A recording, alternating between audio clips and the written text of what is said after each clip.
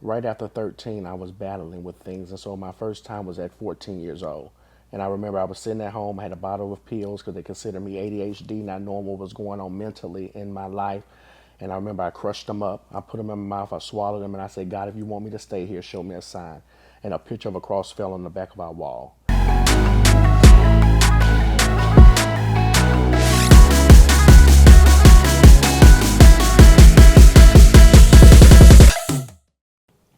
The first thing that comes to my mind when I think about my guest here today is resilience and hope.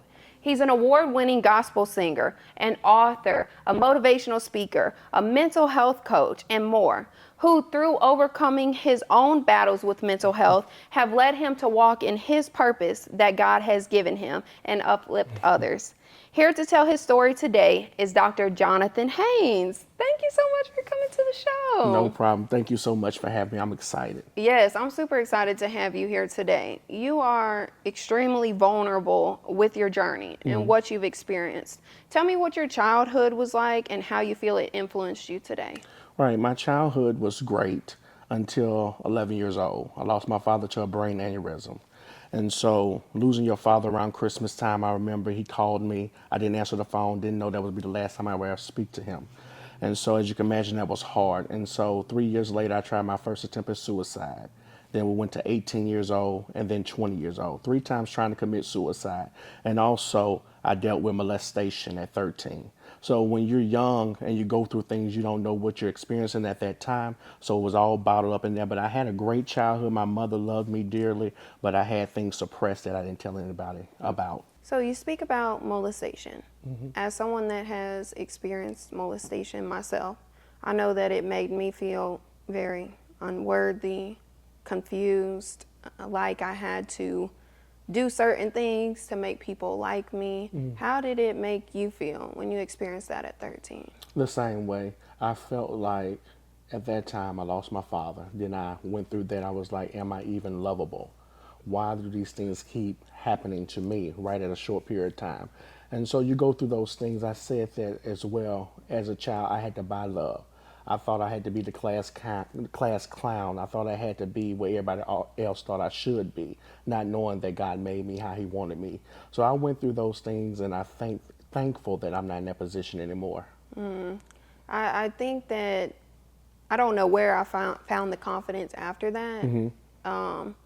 But I very much have always been a people pleaser since, because I just thought that if you please people, they'll like you. Right. They'll give you the attention that you need, and that's not the case. Right. So you speak about suicide. The first attempt that you had was because your dad passed away. Right. It was at 14. And then I just started sharing about the molestation. And so right after 13, I was battling with things. And so my first time was at 14 years old.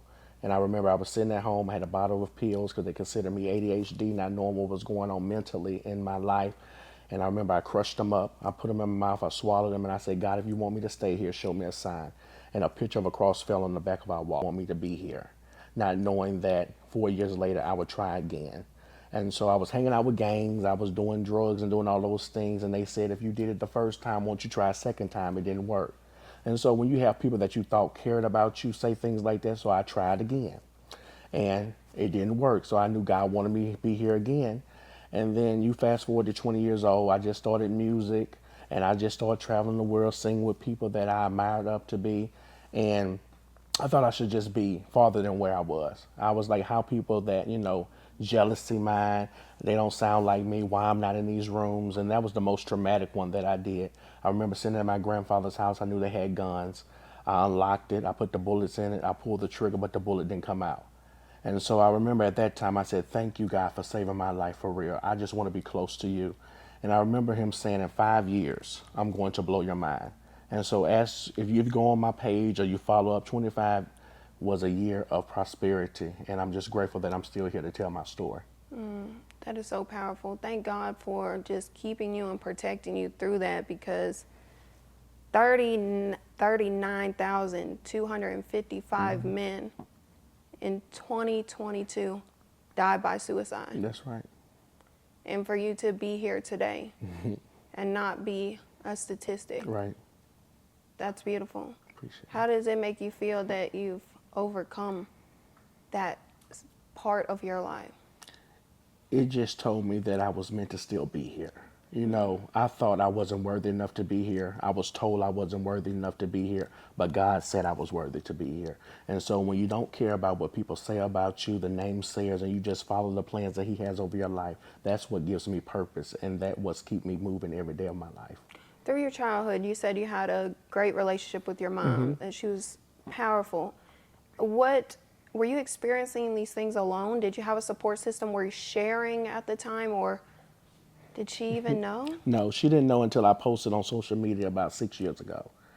And I don't know, when you go through things, and I read up on this, when you go through those things, you just have a mindset that nobody really would care. You don't know how they would feel. And my mama is my number one supporter, and so she would have got me help then.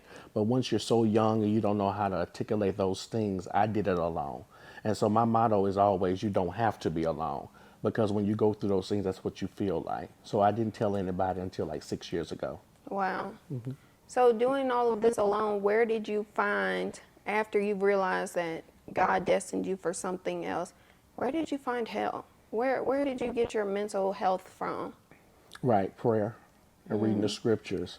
And I remember just going into things, and I just wanted to be by myself. I'm always a loner, I was. And I would just go on Google and just say, how can I be closer?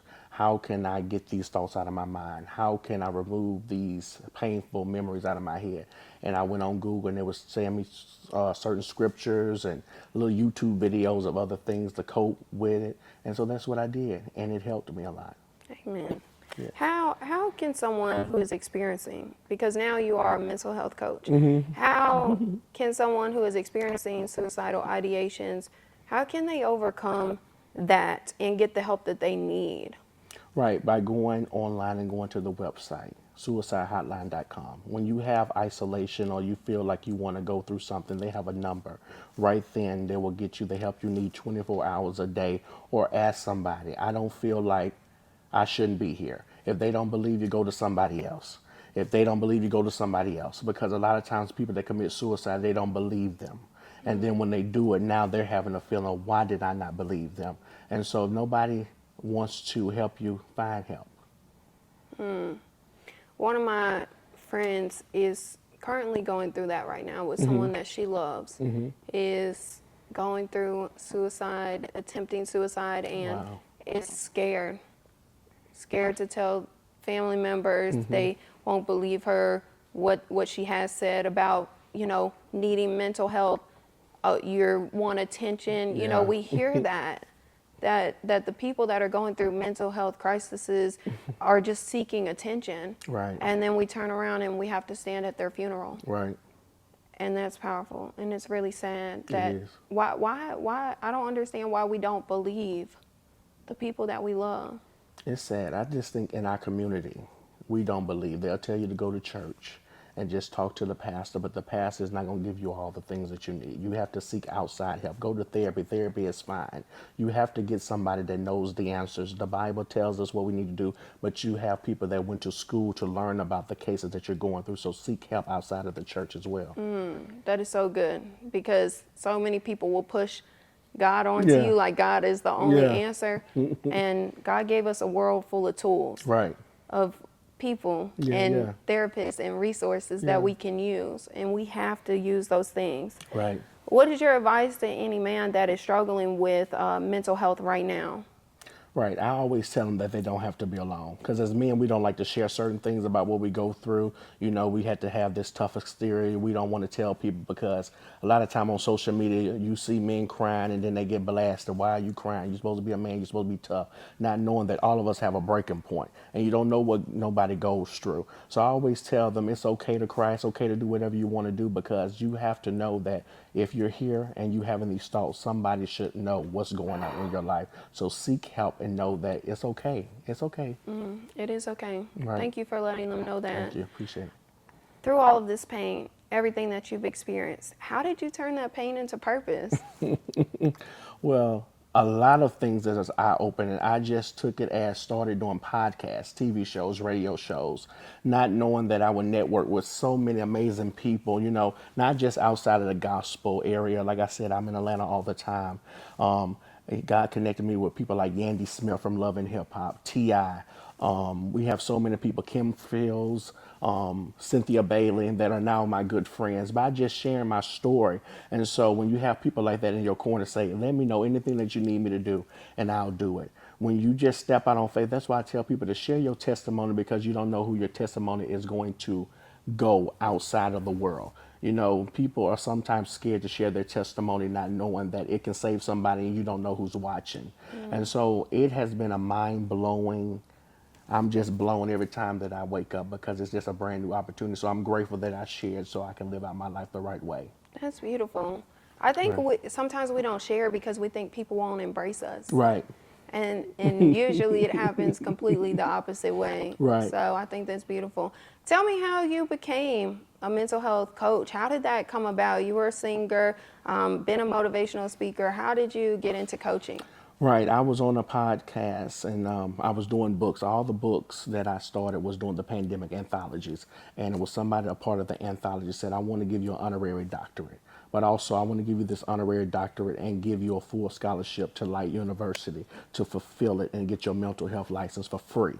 Oh, wow. And so that's what I mean when people just see what are you doing and then they bless you like that. And so I got it in 2022, and I got my mental health license, and I've just been talking and advising anybody, because I went through mental health, but now I know the keys to go along with it, with the books. And so it's been exciting, and I'm just grateful that I had the opportunity to do it. That's awesome. Thank you. You for doing that work. We need Thank you. people to do that. So many people need mental health resources. Over half of the people that struggle with mental health don't have access or the money Right. to Right. get help, get resources. Suicide is the 10th leading cause of death of anyone, and the second leading cause of death in people 18 to 24. Wow. So that's crazy. Yeah, it is. We need help. Right. And thank you for doing that. No problem.